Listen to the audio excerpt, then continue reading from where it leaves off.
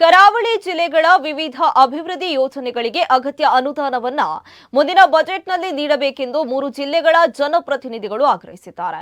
Speaker UT Khader ಅವರ ಅಧ್ಯಕ್ಷತೆಯಲ್ಲಿ ಜಿಲ್ಲಾಧಿಕಾರಿ ಕಚೇರಿ ಪ್ರಜಾಸೌಧದಲ್ಲಿ ನಡೆದ ಕರಾವಳಿ ಅಭಿವೃದ್ಧಿ ಮಂಡಳಿಯ ಸಭೆಯಲ್ಲಿ ದಕ್ಷಿಣ ಕನ್ನಡ, ಉಡುಪಿ ಮತ್ತು ಉತ್ತರ ಕನ್ನಡ ಜಿಲ್ಲೆಗಳ ಸಚಿವರು, ಶಾಸಕರು ಭಾಗವಹಿಸಿ ಕರಾವಳಿಯ ಅಭಿವೃದ್ಧಿಯನ್ನ ಸಮಗ್ರವಾಗಿ ಪರಿಗಣಿಸಿ ಅಭಿವೃದ್ಧಿ ಯೋಜನೆಗಳನ್ನು ಜಾರಿಗೆ ತರಬೇಕೆಂದು ತಿಳಿಸಿದ್ದಾರೆ.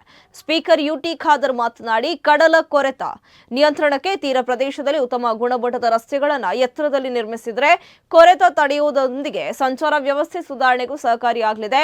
ಇದು ಇಲ್ಲಿನ ಪ್ರವಾಸೋದ್ಯಮ ಕ್ಷೇತ್ರದ ಅಭಿವೃದ್ಧಿಗೂ ಸಹಕಾರಿಯಾಗಲಿದೆ ಎಂದು ಹೇಳಿದ್ದಾರೆ. ಪಶ್ಚಿಮ ವಾಹಿನಿ ಯೋಜನೆಗೆ ಇನ್ನಷ್ಟು ಅನುದಾನ ಅಗತ್ಯವಿದೆ. ಉಳ್ಳಾಲ ಕೋಟೆಪುರ ಜೆಟ್ಟಿ ನಿರ್ಮಾಣದಿಂದ ಮಂಗಳೂರು ಬಂದರಿನ ವೇಳೆ ಅದರ ಮೇಲೆ ಒತ್ತಡ ಕಡಿಮೆಯಾಗಲಿದೆ ಎಂದಿದ್ದಾರೆ. ಮೀನುಗಾರಿಕೆ ಮತ್ತು ಬಂದರು ಸಚಿವ ಮಂಕಾಳ ಎಸ್ ವೈದ್ಯ ಮಾತನಾಡಿ, ಕರಾವಳಿಯ 3 ಜಿಲ್ಲೆಗಳ 13 ಮೀನುಗಾರಿಕೆ ಬಂದರುಗಳ ವ್ಯಾಪ್ತಿಯಲ್ಲಿ 70 ಕೋಟಿ ರೂಪಾಯಿ ವೆಚ್ಚದಲ್ಲಿ ಹೂಳೆತ್ತಲು ನಿರ್ಧರಿಸಲಾಗಿದೆ. ಈ ಬಗ್ಗೆ ಮುಖ್ಯಮಂತ್ರಿಯವರೊಂದಿಗೆ ಚರ್ಚಿಸಿದ್ದು ಅನುದಾನ ಸಿಗುವ ನಿರೀಕ್ಷೆ ಇದೆ ಎಂದು ಹೇಳಿದ್ದಾರೆ. ಇನ್ನು ಈ ಸಂದರ್ಭದಲ್ಲಿ ಜಿಲ್ಲಾಧಿಕಾರಿ ದರ್ಶನ್ ಹೆಚ್ವಿ ಉಪಸ್ಥಿತರಿದ್ದರು.